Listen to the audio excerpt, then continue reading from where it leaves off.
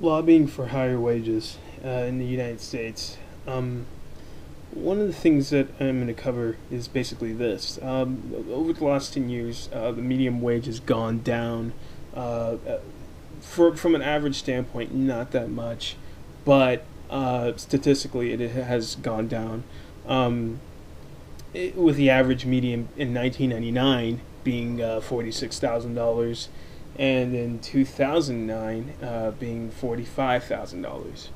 And as inflation goes up, $45,000, although the change hasn't been that much, is a big difference considering the rate of inflation over the past 10 years. And so, what can you do to address that? The answer to that question is going to be a pretty ironic one.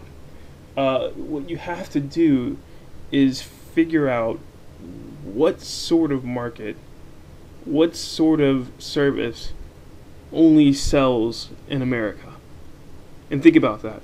Why look for a company, look for a service that only sells in America? Because if that company only serves in America, their customers are American. And what you have to do is make sure that the purchasing power in the United States is formidable in order to deliver your product. So an American company that only sells to Americans, or American market that only sells to Americans, needs to have higher wages for Americans. And one of the companies one of the services and markets that do that is the healthcare market. The healthcare market depends on United States workers making enough money to purchase their products. If the median wage goes down, they're directly hurt by it. They can't go outside of the United States. Well, maybe in some cases, yes, but they generally don't go outside the United States to seek new consumers.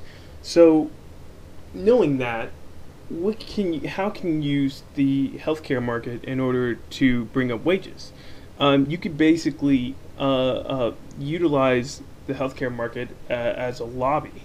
The same lobbyists for the healthcare market can indirectly lobby for higher wages for Americans. You see? But you have to be very indiscreet about that for the most part. And also, although it seems like a very, very loosely thought out tactic, it generally makes sense in a way. And at the end of the day, the last thing you want to see is the medium wage going in reverse, which is at this point happening. You don't want it to continue to go to reverse. And in order to keep that from happening, you're going to have to utilize any tactic that you can. And unfortunately, it's not as direct as basically,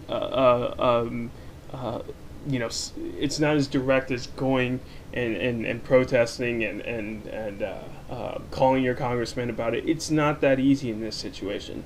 So what you have to do is become unconventional and to think outside the box in this situation. Although it seems like a very, very watered down tactic, it may just work. And to tell you the truth, that's reasonable sense.